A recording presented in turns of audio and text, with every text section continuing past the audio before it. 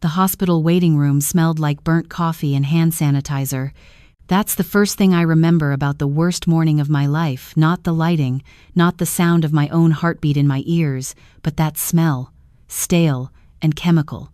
The kind of smell that tells you nothing good ever happens in a place like this. My daughter had gone in for what the surgeon called a routine procedure. Those were his exact words when she scheduled it 3 weeks before. Routine. I had driven her to the hospital myself that Tuesday morning, held her hand in the pre-op room while a nurse marked her wrist with a black marker and told her I would be right there when she woke up. She had squeezed my fingers and smiled at me the way she used to when she was 7 years old and afraid of the dark. That smile that said, "I believe you." She never woke up. The surgeon came out at 11:43. I know the exact time because I had been watching the clock on the wall above the vending machine, counting the minutes the way you do when you're trying to convince yourself that time moving forward is a good sign. He sat down across from me and folded his hands together, and before he said a single word, I already knew. You don't need anyone to tell you. A mother knows. What I did not know, what I had absolutely no way of knowing in those first hours of grief, was that my daughter had already been trying to tell me something for weeks. That she had seen this coming, not the surgery, but something else entirely. And that in the quiet weeks, before she checked into that hospital, she had done something I would only understand much later, when I was sitting alone in my kitchen at 2 a.m, reading a letter she had hidden inside a ceramic rooster on my windowsill. But I'm getting ahead of myself. Her husband, I will call him my son-in-law because that is what he was, legally, even if the word makes my jaw tighten every time I think it was not at the hospital that morning. He had a work meeting, he said. He showed up around 1 in the afternoon, 40 minutes after I had already signed the paperwork, already spoken to the chaplain, already called my sister in Phoenix with a voice that didn't sound like mine. He walked in wearing a pressed shirt, and he cried in the way that people cry when they know someone is watching, loud and fast, and then done. I noticed that. I noticed it, and I put it somewhere in the back of my mind and told myself I was being uncharitable. I told myself grief looks different on different people. I had been telling myself that about him for 11 years. My daughter had married him when she was 29. She had her own catering business by then, built from nothing, from a folding table at a farmer's market and a second-hand commercial mixer she bought off Craigslist.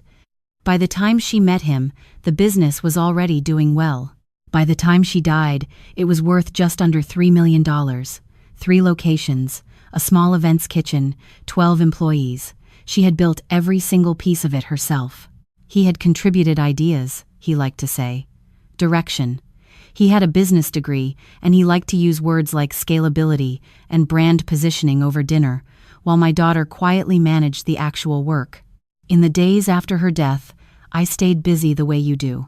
There were arrangements to make, calls to return, a funeral to plan. My son-in-law said he would handle the funeral. He said it in the tone of someone doing me a favor. I let him, because I was exhausted, and because my daughter was gone and there was a specific kind of numbness that had settled into my chest like wet cement. It was on the 4th day, a Saturday, that I remembered the rooster.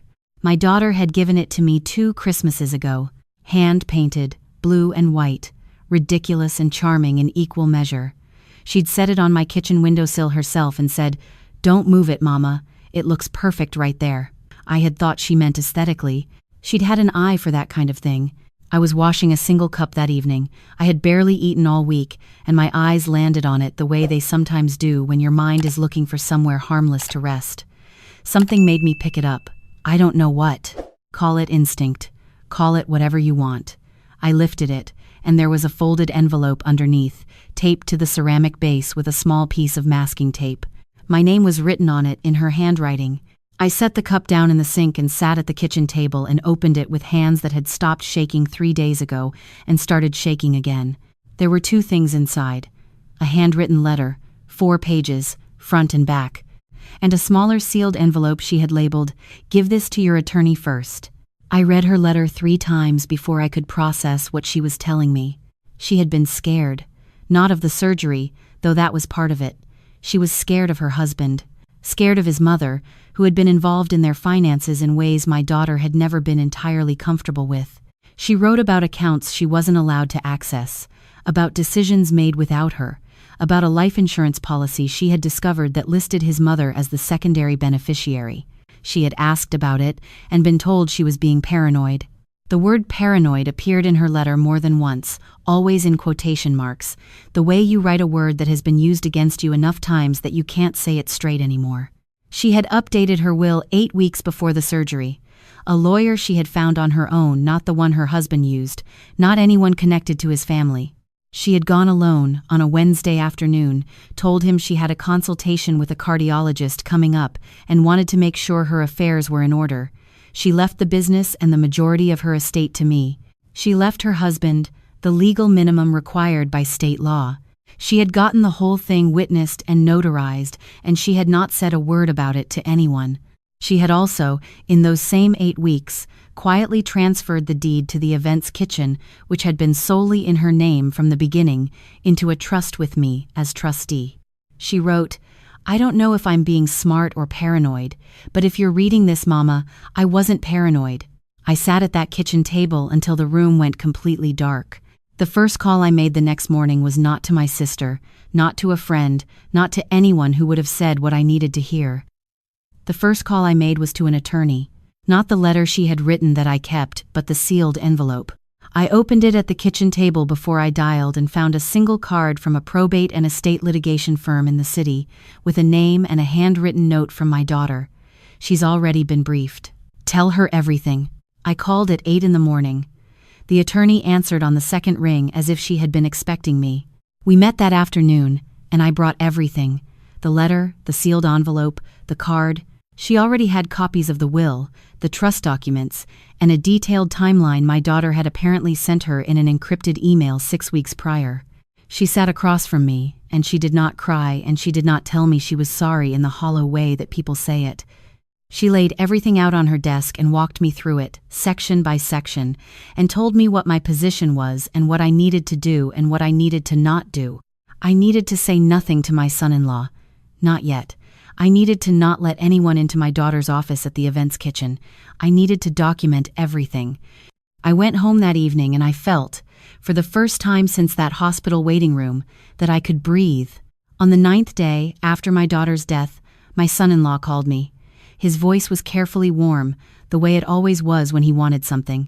He said he thought we should talk about the business. He said he had been looking into some things and he wanted to make sure we were all on the same page. He said it would be better if we could do it in person. He mentioned that his mother might join us, and his family's attorney. I told him I was not available that week. He called back 2 hours later. His mother called an hour after that. Her voice was not warm. She used the word respectful twice in a way that had nothing to do with respect. She told me that this was a difficult time for everyone, and that she hoped I understood they only wanted what was fair. I told her I had her number and would be in touch. I called my attorney immediately after. She said exactly what I hoped she would say. She said, "Good, you did the right thing. Don't meet with them without me." They came to my house anyway. A Thursday morning, 9 days after my daughter's funeral, I heard the car in the driveway and looked out the window and saw 2 cars, not one. My son-in-law, his mother, his younger brother, and a man in a gray suit I didn't recognize, who turned out to be their attorney. I let them ring the bell twice. Then I opened the door without the chain and stood in the doorway and looked at all 4 of them. My son-in-law did most of the talking in the beginning. He said they had reviewed my daughter's estate documents, and there appeared to be some irregularities. He used the word irregularities like it was a brick he was setting down carefully. He said the will that had been filed was not consistent with her wishes as he understood them. He said his attorney had some paperwork for me to look at. His mother stood slightly behind him with her arms folded and her expression like a woman waiting for something she already believes she has won. I looked at all of them for a moment. Then I said, very calmly, "I have already retained legal counsel. Any communication about my daughter's estate should go through her. Here is her card." I held out the card. My son-in-law stared at it. He said he thought we could handle this as a family. I said we were handling it, through proper channels, as my daughter would have wanted. His mother started to say something about rights, and about what her son deserved after 11 years of marriage, and I looked at her and I said, "I have nothing else to say today. You're welcome to leave the documents with me, and my attorney will review them." They left the documents. They left my porch. I watched both cars back out of my driveway, and then I sat down in the entryway on the little bench my daughter had helped me pick out at an estate sale 7 years ago, and I stayed there for a few minutes with the envelope in my lap. Then I called my attorney and told her everything they had said. The documents they left were a counterclaim to the will. Their argument was that my daughter had not been of sound mind when she updated her estate plan, given that she had been managing a newly diagnosed cardiac condition and had been, according to a letter attached from a physician, experiencing significant anxiety. They were arguing undue influence. They were arguing that I had pressured her. When my attorney read me that part over the phone, I had to set the phone down for a moment. My attorney told me to breathe. Then she told me this was a common strategy. She told me we had something better. We had 8 weeks of documentation. We had the encrypted email my daughter had sent her before any of this began. We had the independent attorney my daughter had chosen on her own, with no connection to me. We had a paper trail that showed clearly, systematically, methodically the way my daughter had always done everything, that she had known exactly what she was doing and exactly why. We also had something they did not know about yet. When my daughter updated her will, she had also sent a video to a secure cloud account she had set up under her maiden name. She had sent my attorney the login. 13 minutes long, recorded on her phone, sitting at her desk in the events kitchen on a Tuesday afternoon. She looked straight into the camera and she explained, in her own voice, in her own words, why she was making the changes she was making. She named the accounts she had been excluded from. She described the conversation about the insurance policy and the word paranoid. She held up her driver's license at the beginning. She stated the date. She looked tired in that video. She looked like someone who had been carrying something heavy for a long time and had finally found somewhere to set it down. The case never went to trial. My attorney filed the will for probate with the full documentation attached. The video, the email timeline, the independent attorney's records, the notarized affidavit from the 2 witnesses who had been present when my daughter signed. When their attorney reviewed everything, the counterfiling was quietly withdrawn 6 weeks later. There was a mediated settlement discussion in which my son-in-law, through his attorney, asked for a specific sum in exchange for releasing all further claims. My attorney counter-offered significantly lower. He accepted. His mother called me once after it was over. I didn't answer. My daughter's business is still open, all 3 locations.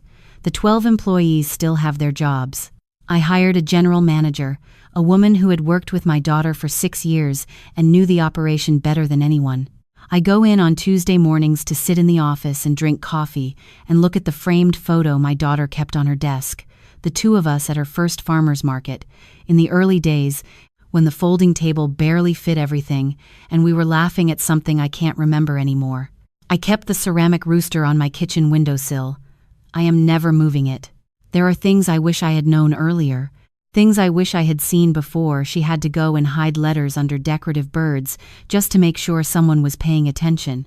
I have gone over every conversation in the years before she died, looking for the moments I missed, looking for the times she started to say something and then didn't. There are more of them than I want to count, but she had planned for this. She had been methodical and careful, and she had trusted me to do the rest. And whatever else I can say about the worst year of my life, I can say that I did not let her down. My son-in-law put the house on the market 6 months after the settlement. I heard from my daughter's best friend that he had relocated to another state. I don't know where, and I don't need to know. What I know is this. The morning my daughter squeezed my hand in that pre-op room, she already knew exactly what she had done and why. She had already taken care of it.